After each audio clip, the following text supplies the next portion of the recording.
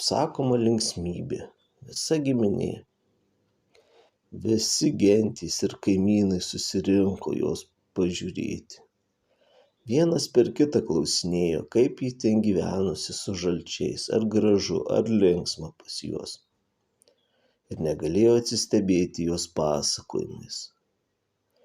Visi ją vaišino, meilias kalbas kalbėjo, ir ji nė nepasijuto, kaip 9 dienos prašoko.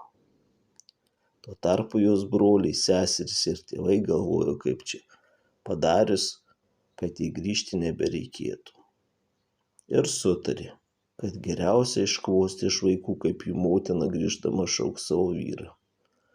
O paskui nuėjus į pajūrį, jį pašaukti ir užmušti.